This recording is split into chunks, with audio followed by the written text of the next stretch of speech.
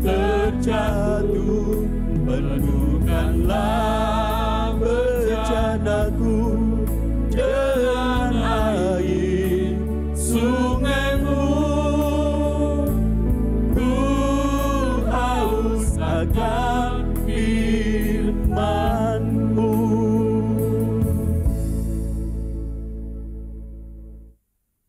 Bapa di surga, sesungguhnya setiap kami yang ada di tempat ini tidak lebih dari alat dan bejana tanah liat yang Tuhan rindu untuk kami dipakai menjadi alat bagi hormat kemuliaan Tuhan. Sungguh kami menyadari ini adalah anugerah terbesar bagi kami ya Tuhan. Dan kami sangat bersyukur atas setiap anugerah yang Tuhan percayakan. Sehingga Tuhan melayakkan kami menjadi bejana tanah liat yang berharga, yang berkenan di hadapan Tuhan. Tuhan terima kasih. Hari ini kami mau bersama merenungkan kebenaran firman Tuhan. Sekiranya Tuhan yang berbicara secara pribadi kepada setiap kami, sehingga kami memahami dan menghidupi kebenaran itu di dalam kehidupan kami. Kami menyerahkan waktu pemberitaan kebenaran firman Tuhan ke dalam tangan Tuhan. Di dalam nama Tuhan Yesus kami berdoa. Amin. Shalom. Ya. Selamat malam Bapak Ibu Saudara yang terkasih. Ya, perkenalkan saya Hendi Pujianto ya. Saya hamba Tuhan yang melayani di Kalam Kudus Pontianak. Tepat tanggal ini Bapak Ibu, 6 tahun yang lalu saya diutus dalam sebuah ibadah di KU 4 untuk berangkat ke Pontianak. Waktu itu Pak Binsar yang khotbah. Dan tepat tanggal ini 5 Juli ya. Dan sebenarnya Pak Yahya meminta saya untuk men-sharingkan ini di bulan misi, bulan Mei. Waktu itu tabrakan dengan rapat tahunan yayasan, sehingga saya nggak bisa. Dan kebetulan, bukan kebetulan, minggu-minggu ini banyak yang nikah ya. Jadi saya hadir salah satunya untuk itu dan sekalian sharing tentang pelayanan GKKK Pontianak ya. Bapak Ibu, itu sedikit perbincangan awal. Mari kita akan mulai sharing pada kesempatan hari ini. Saya berikan judul yaitu Karya Roh Kudus. Saya mengajak kita membuka Alkitab di dalam Kisah Para Rasul 28 Bapak Ibu. Ayat yang ke-30 dan 31.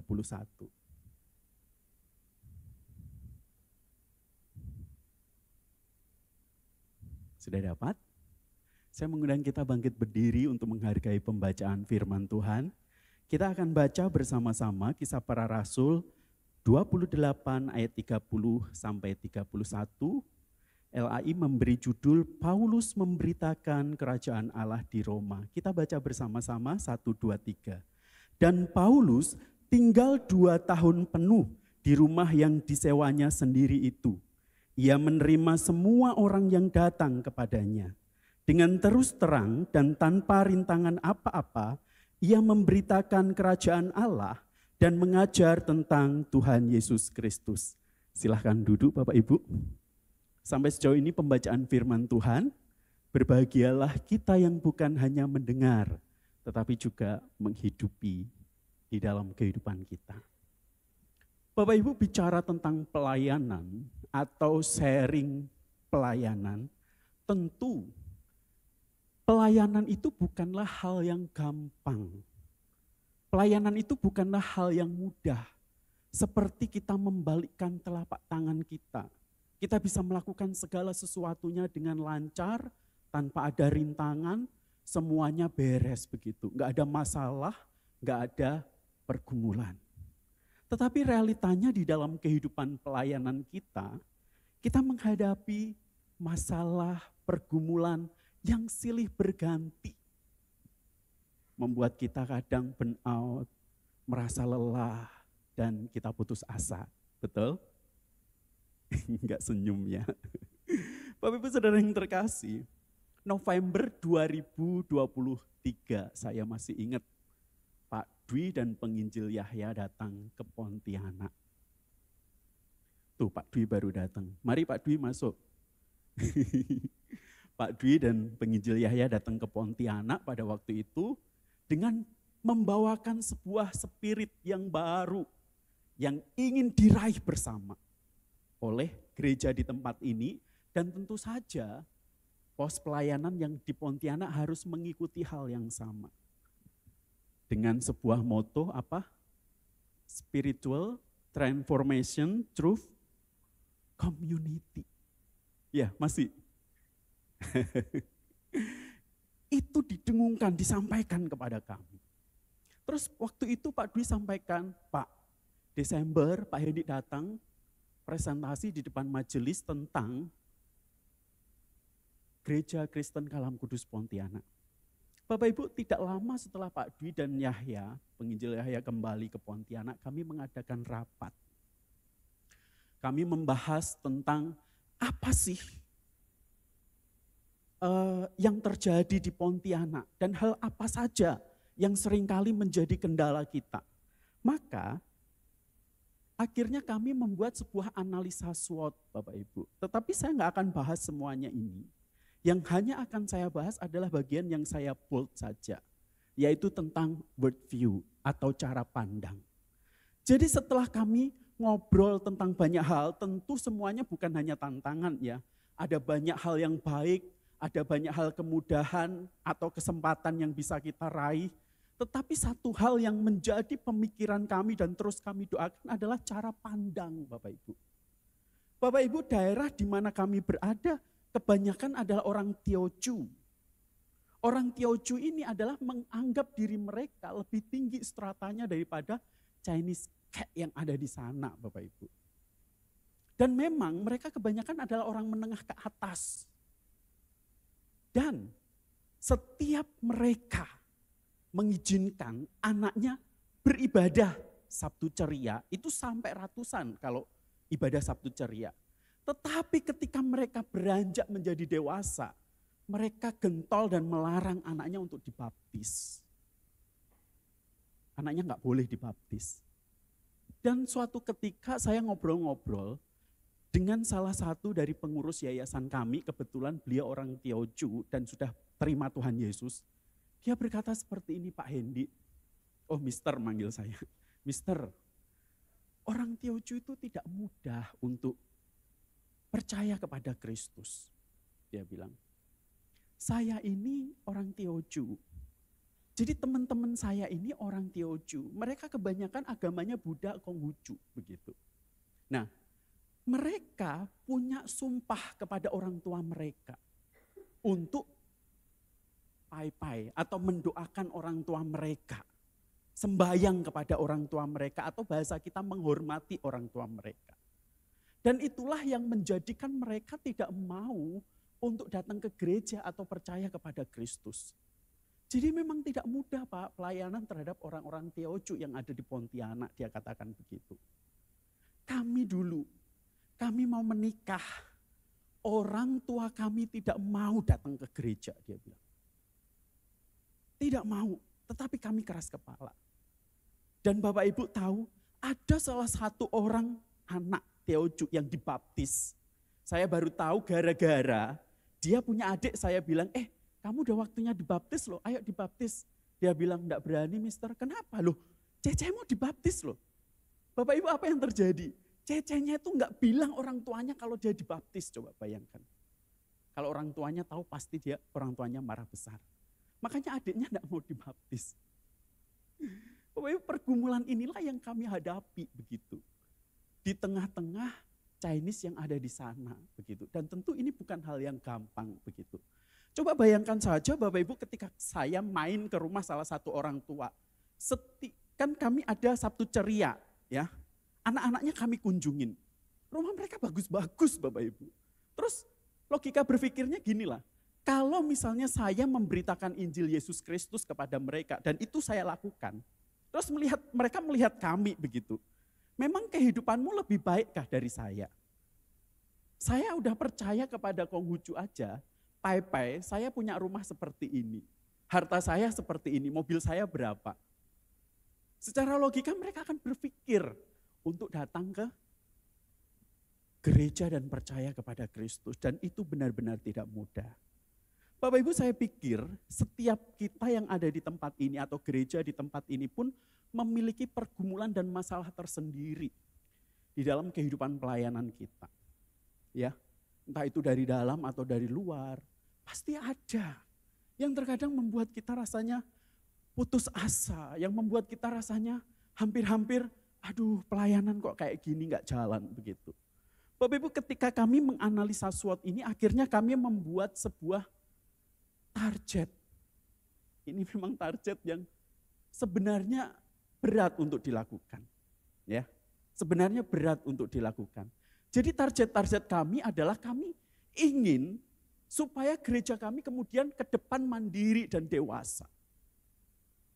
Kami membuat target-target, ada program-program yang kami lakukan, kami analisa sampai hitung persembahan berapa, jemaatnya berapa, harus nambah berapa. Kalau kami dewasa dalam 2 tahun kami membutuhkan berapa jemaat dan lain sebagainya, itu kami hitung semuanya begitu. Nah, terus kemudian Bapak Ibu, kami terus berdoa menggumulkan hal ini. Dan Bapak Ibu, ketika bulan Januari kami rapat dengan pengurus. Saya memulai rapat itu dengan renungan yang saya ambil dari Kisah Para Rasul 28 ayat 30 sampai 31.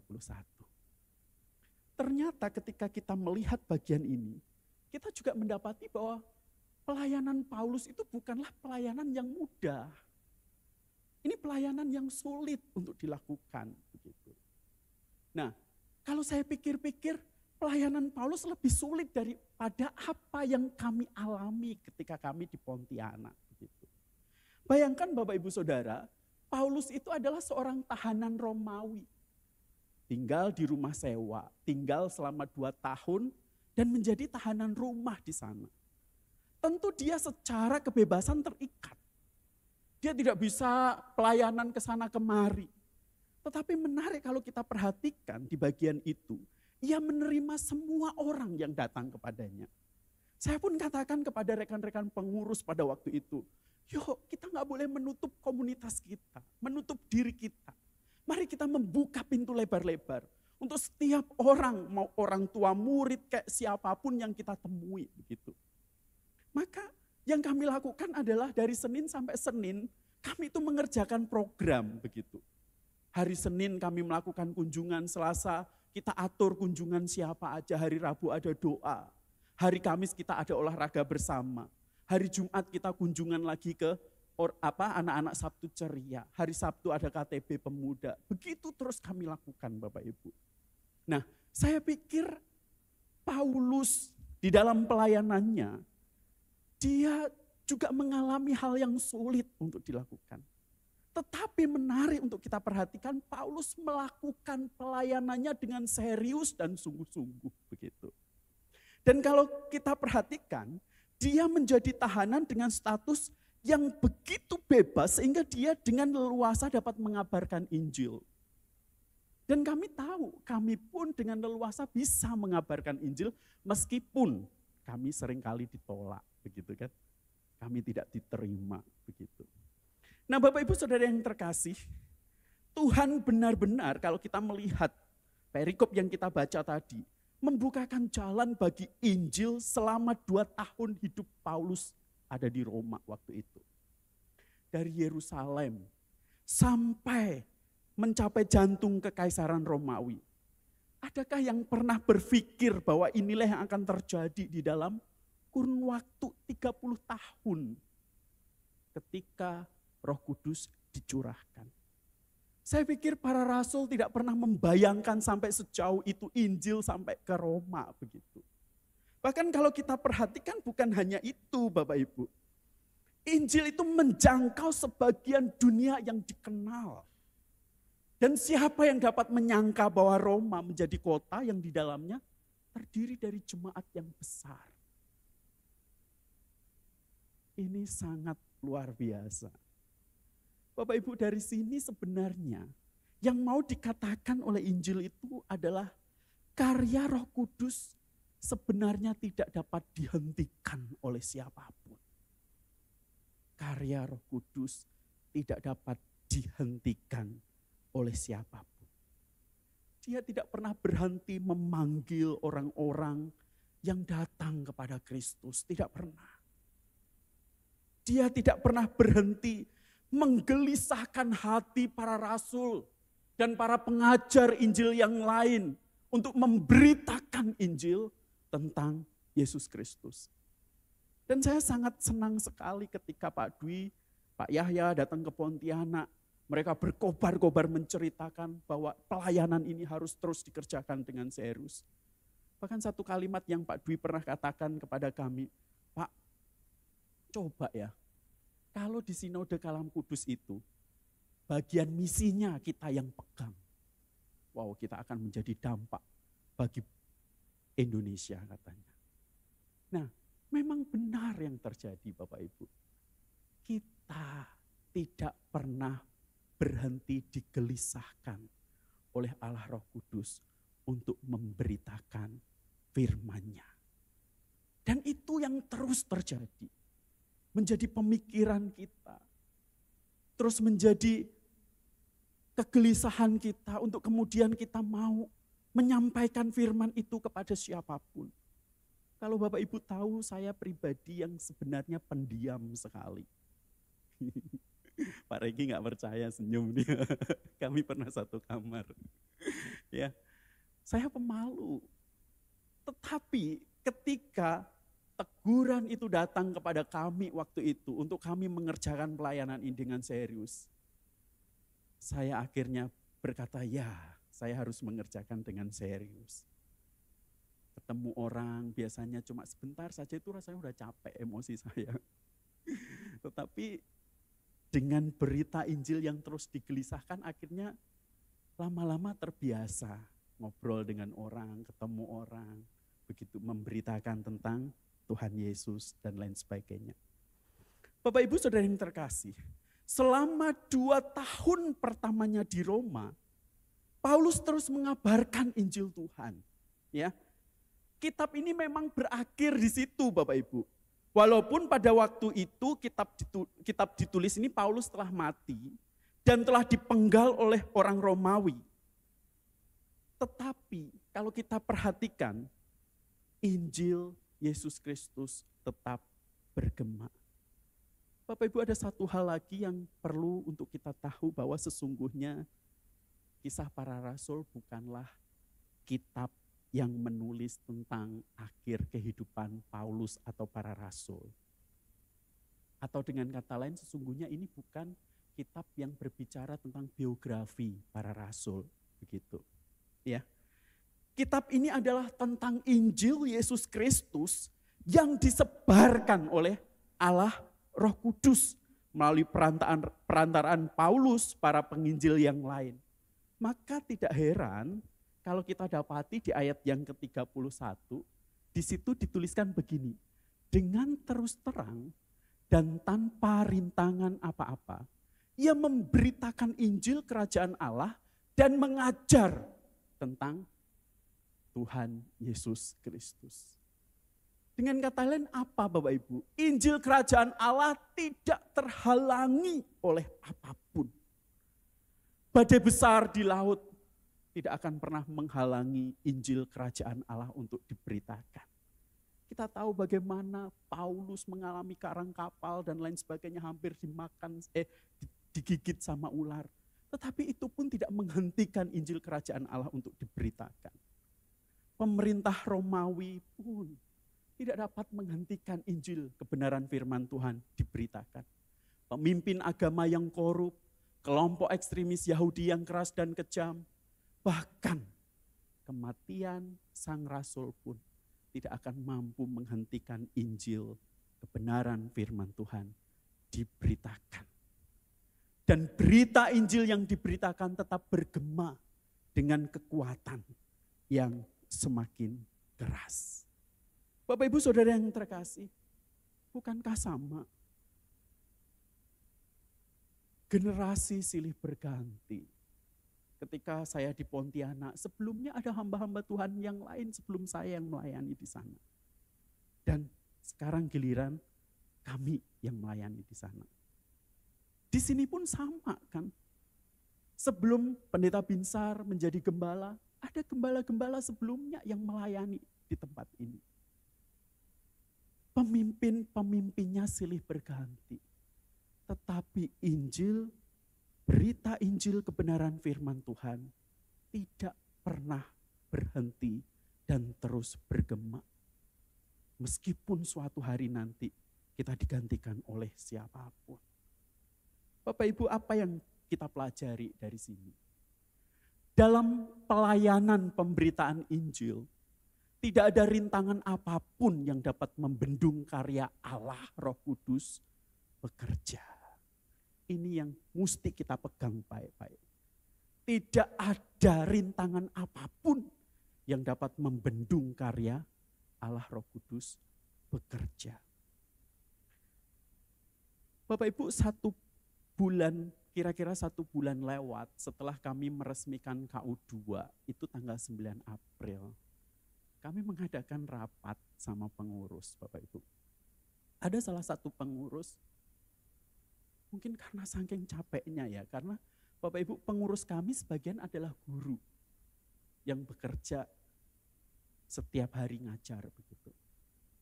Dia berkata seperti ini, Pak, saya rasanya burn out, dia bilang. Capek. Hampir-hampir lelah sekali. Terus sebagai seorang hamba Tuhan dan pemimpin di tempat itu, saya tidak serta-merta berkata, kamu ini pelayanan kayak gitu aja merasa capek dan burn out. Kamu ini gimana sih? Gak percaya sama kekuatan Tuhan yang memampukan kamu. Atau saya juga gak berkata, aku juga capek, aku juga lelah.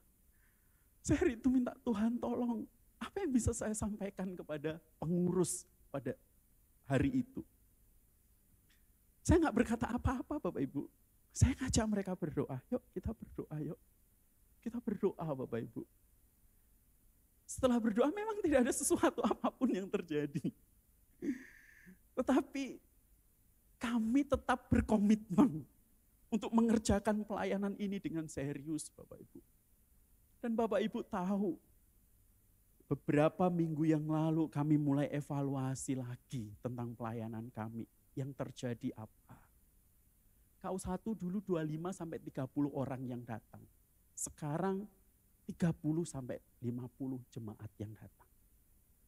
KU2 dulu tidak ada. Kita baru buka 9 April waktu Pak Bil datang, kita resmikan di situ. Sekarang kehadiran jemaatnya sudah 25 sampai 30 jemaat. Pak Sutri, kami mulai waktu Pak Dwi datang, kami cuma punya 4 pasang kan Pak. Sekarang sudah ada 16 pasang yang kami bagi menjadi 4 kelompok. Terus pertum Bapak Ibu, kita baru mulai 3 bulan pertum ini, sebulan sekali. Dari 6 orang, sekarang sudah 20 yang datang. Dan kita melibatkan orang tua untuk terus menggencarkan hal itu. Persembahan, saya nggak akan sebutkan nominal, tetapi yang pasti Tuhan mulai memberkati kamu. Beberapa bulan yang lalu ada atestasi, 8 orang masuk ke gereja kita. Dan ini masih menunggu 16 orang yang lain untuk atestasi di gereja kami. Dan ada salah satu seorang sarjana hukum, dia udah punya istri, punya anak 2, beribadah di tempat kami.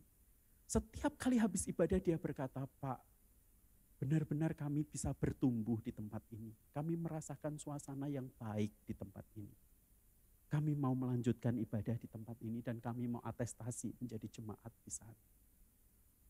Bapak Ibu Saudara yang terkasih, ketika melihat hal ini jujur Bapak Ibu, kami merasa Tuhan sungguh baik bagi kami.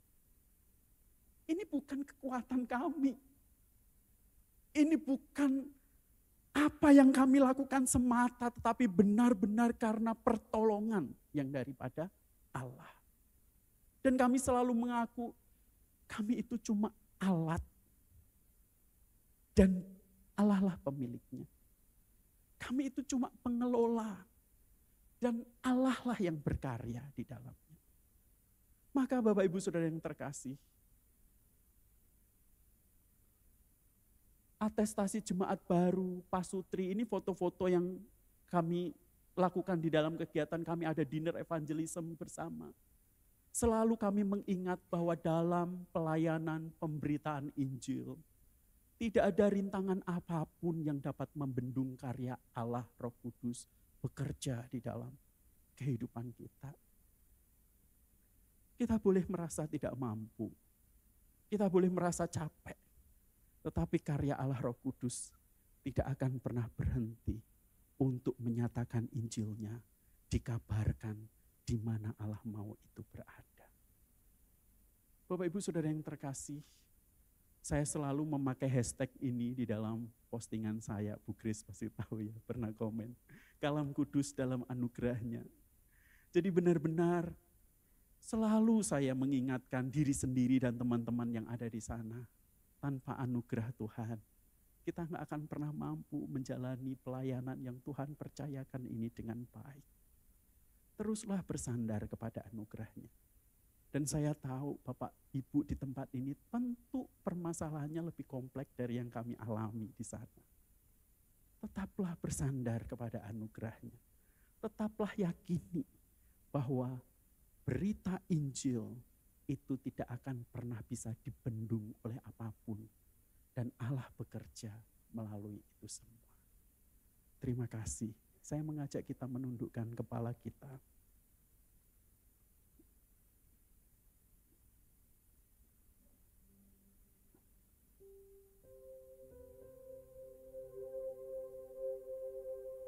Saya rindu sejenak untuk kita merenungkan sharing dan pergumulan kita masing-masing di dalam pelayanan. Bagi saudara yang saat hari ini mengalami keletihan atau mungkin putus asa seperti yang pernah kami alami di sana, datang kepada Tuhan. Sambil merenungkan itu, saya akan menyanyikan sebuah pujian.